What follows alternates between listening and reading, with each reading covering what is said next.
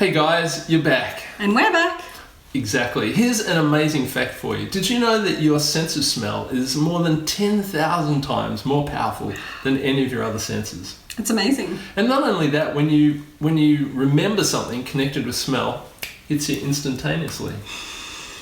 So tell me, what's a memory that you have that's connected to your sense of smell? Well, it actually has something to do with this essential oil that we're talking about Yep. today. It's peppermint. When I was a kid, my parents used to take us out on special occasions to fancy restaurants, and at the end of the night, they'd bring out the saucer with the bill on it, and on top of that was a couple of peppermint chocolates. And that reminded me of the special night or the special time that we'd had. So whenever I think of peppermint, I think of peppermint chocolates. Such a strong memory, isn't it? So today we're going to talk about how we use essential oils, and particularly one way, which is aromatically. So tell us, what is aromatic use of essential oils? Okay, so basically it just means breathing it in. So smelling it out of the bottle like we just did then. Or one of the great ways of smelling an essential oil is to put a drop into your palm of your hand. Now, the thing about essential oils, it didn't just come out straight away then, because that big hole there is actually an air hole. The oil doesn't come out of that. The essential oil comes out of a tiny little hole around the rim.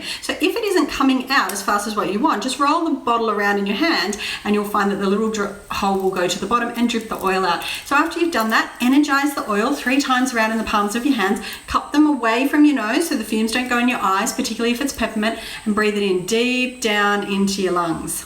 It smells amazing, doesn't it? That's awesome, yeah. Another way that we use oils aromatically is to actually put them in a cold air diffuser. Now, when I was a teenager, essential oil burners were all the rage. We all had them. Groovy. Yeah.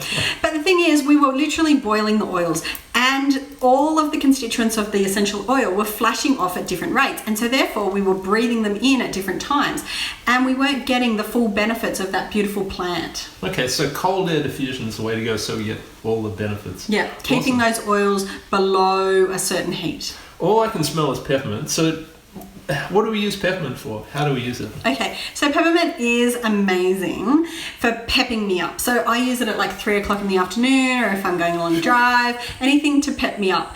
I also use it to cool me down. So I might add it to a carrier oil and put it on the inside of my arms or the back of my neck, even the bottoms of my feet to cool me down. Or I make up a spritzer with some water and peppermint oil and spritz it all over me.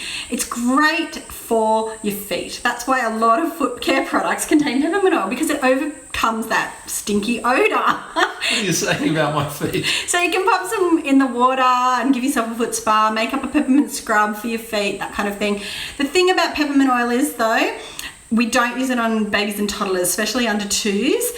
And there are 3 places you don't use essential oils. Do you want to know where they are, Jeremy? I can guess, I think, but run us through it. Your eyes, your ears, and your genitals. So if you're using essential oils in the bath, it's probably not a great idea to use peppermint, because if it gets down there, it's a bit cooling, if you know what I mean. Thanks for that wise advice.